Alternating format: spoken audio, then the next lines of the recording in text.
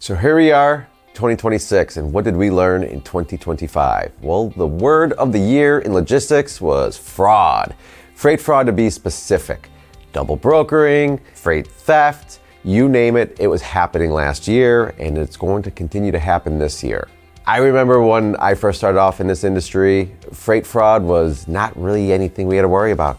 We would go onto the posting boards, we would call trucks, we would book trucks. I think my biggest fear was if a truck was going to pick up on time or deliver on time. As the years went on, double brokering became a thing.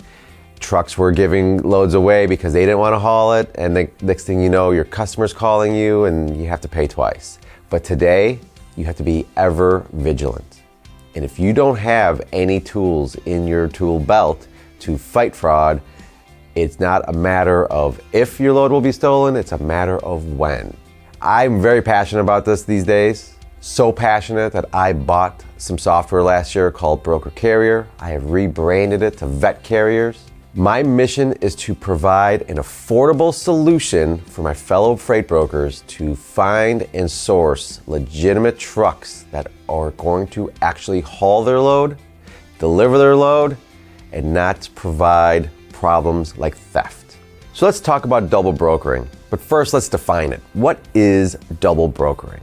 My company, Business to Business Logistics, is a legal operating freight brokerage. We have the authority to take a customer's load, find a truck to haul it, and bring the two parties together. In double brokering, I may give a load to a trucking company, and then they will turn around and give my load to another trucking company. That act is double brokering. That trucking company does not have the authority to broker a load, nor do they have my permission to give that load to another trucking company and not tell me. That is illegal, it is against the rules of the government, and it is a finable offense. So, how big is fraud? How big is theft in our industry? I have some statistics here compiled from multiple sources to go through the numbers. Hold on tight. So they say freight theft is a $6.6 billion to $35 billion a year issue. It's a really big window, but make no mistake, both ends of that window start with a B for billion. It's a lot of freight. They say that $18 million per day is stolen from manufacturers and shippers who are just trying to sell goods, make a profit, and keep their employees employed.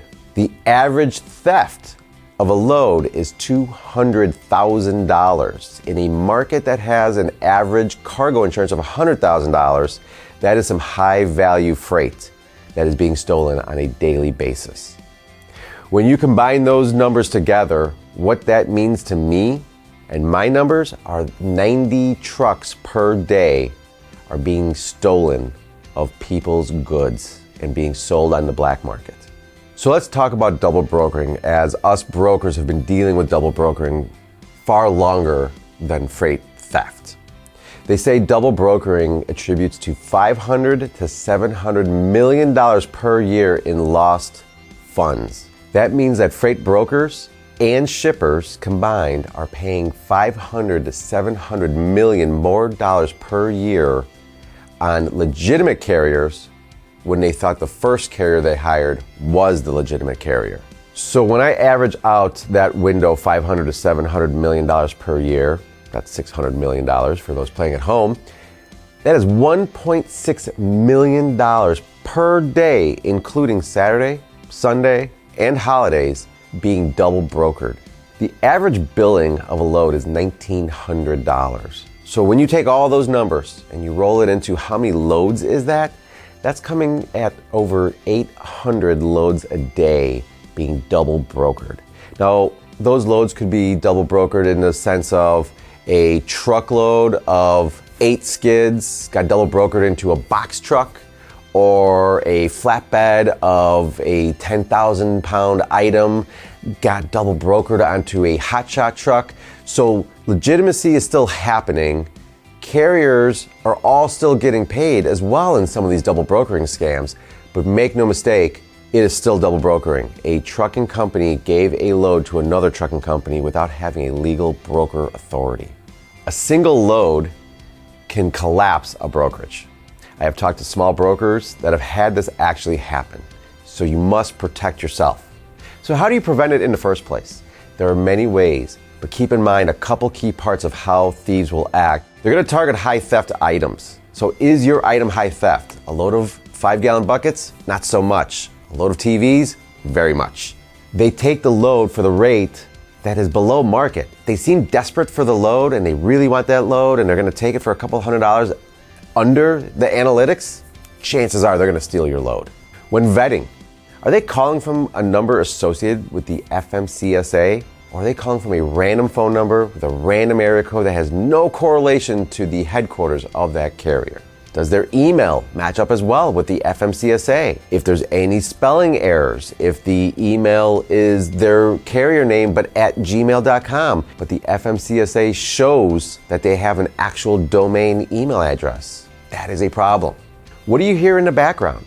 If you are talking to a dispatcher with 2 trucks and you hear a call center for Amazon behind them, chances are they're going to steal your load. Call the number back. A spoofed phone number from a fraudster cannot receive a phone call. So if that thief is calling you from a legitimate number that they have spoofed, go ahead and call that number back. It'll go right to the actual carrier and not to the thief. Call the number that the FMCSA shows is the number for the carrier. So if somebody calls you from a different area code, go ahead and call that carrier's number and validate. Is that dispatcher working off of a cell phone or does that dispatcher not even exist? And lastly, have the shipper validate the information. Pass over a bill of lading with the carrier name. Ask the shipper to validate that the carrier that shows up is the same carrier that you told them would show up. And if it doesn't match, do not load that truck. Fraud will continue to evolve.